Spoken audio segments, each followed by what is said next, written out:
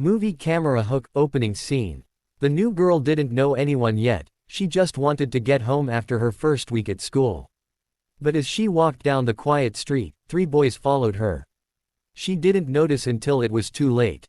Moments later, a van screeched to a stop beside her, and what happened next would make the whole town remember her name, and the people who came to save her. So before I tell you this unbelievable story, make sure to like this video, subscribe, and turn on the bell, because this story will leave you speechless. Lena was 15, quiet, and always kept her head down. Her family had just moved to town after her father's death. He'd been a soldier, a hero, and his passing had left her and her mom struggling to start over.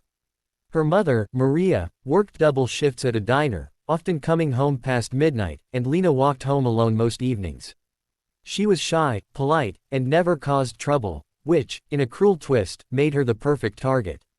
At school, 3 senior boys, Jake, Kyle, and Mason, had noticed her.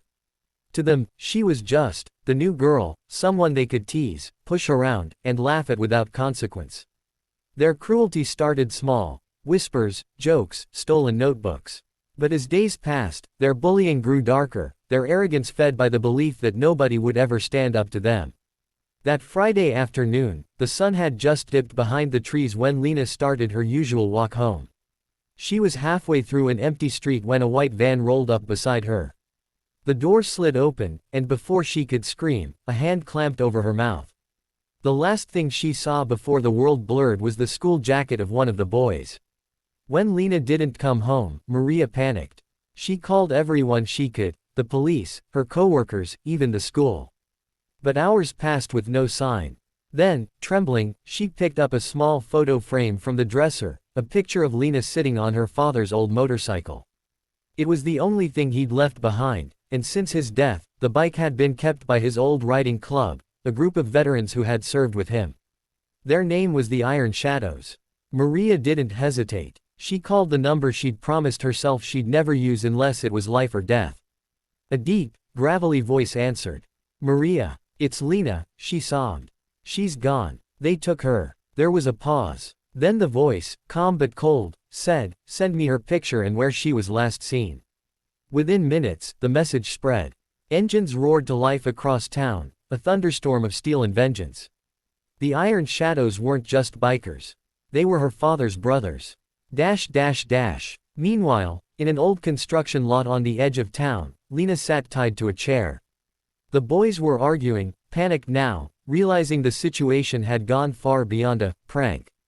Jake kept pacing. "We didn't mean to go this far, man," he said. Kyle sneered. "Relax. We'll scare her a little, drop her off, no one will know." But Mason's eyes darted nervously toward the road. "Did you hear that?" In the distance, the low rumble of motorcycles grew louder. It wasn't just 1 or 2, it was dozens. Headlights cut through the dark like angry eyes. The boys froze. Within seconds, a wall of roaring bikes surrounded the lot. Engines idled like growling beasts.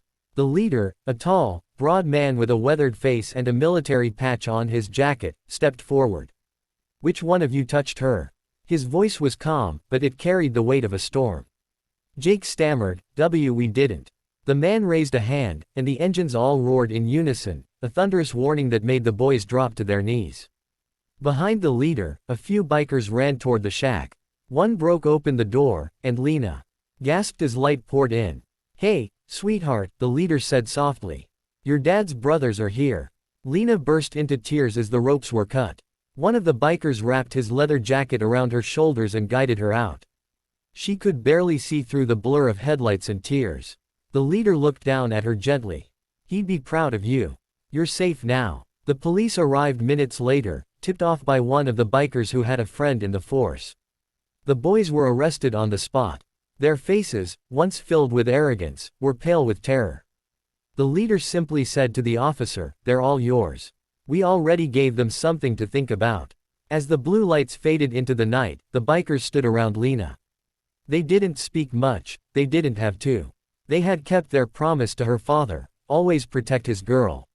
Maria arrived, running and crying, hugging her daughter so tightly that neither could breathe for a moment. She looked at the bikers, whispering, "Thank you. I don't know how to ever repay you."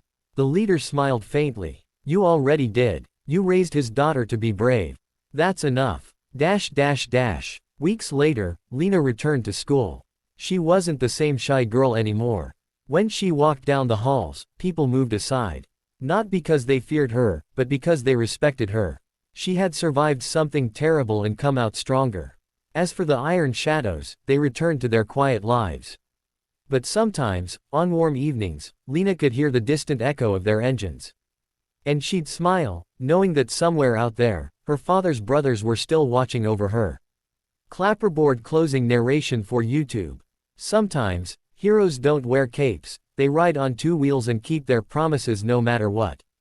If this story touched your heart, hit that like button, share it with your friends, and subscribe for more powerful stories that prove one thing: good people still exist, and loyalty never dies.